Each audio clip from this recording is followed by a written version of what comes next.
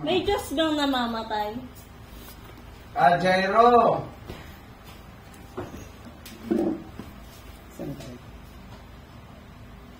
Jairo, tingnan natin.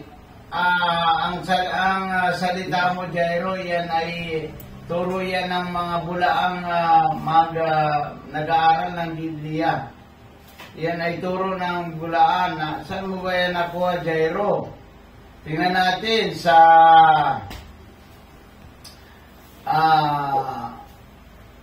tingnan natin dito sa Pilipos chapter 2 verse 6 to 11. Tingnan natin, Jairo, para maniwala ka. Kasi natuturuan ka ng mga bulaan sa mga ano yan sa mga antichrist na aral yung inaaral mo. Mapamahulog ka niya sa impyerno, Jairo. Ang ganda pa naman ng pangalan mo, hero, ibig sabihin. Ay kung mahulog ka sa impyerno, ay hindi ka sasantuhin ng impyerno. O sige, 2 Timoteo chapter 2 verse 6 to 11. 2 Timoteo chapter 2 Pilipos pala, Pilipos, sorry po. Pilipos chapter 2 verse 6. Kahit taglay niya ang kalikasan ng Diyos, hindi niya pinagpilitang manatiling kapantay ng Diyos.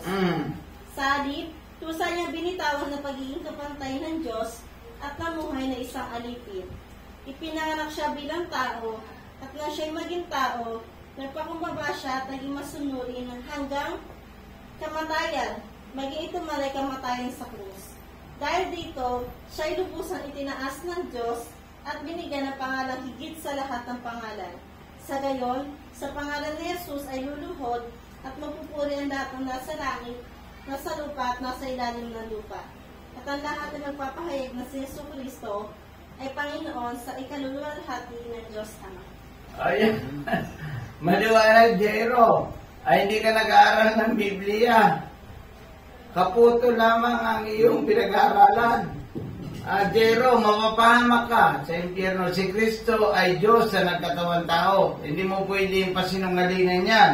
Nasa Pilipos chapter 2 verse 6 to 11. Jairo, kaya bakit namatay si Kristo? Sabi mo, bakit may Diyos bang namamatay? Si Kristo ay namatay dahil nagkatawang tao para tubusin ka sa kasalanan. Ang tao namamatay pero ang Diyos ay hindi. Sasabihin mo naman, si Kristo ay hindi Diyos. Mali yan. Si Kristo ay Diyos na nagkatawang tao.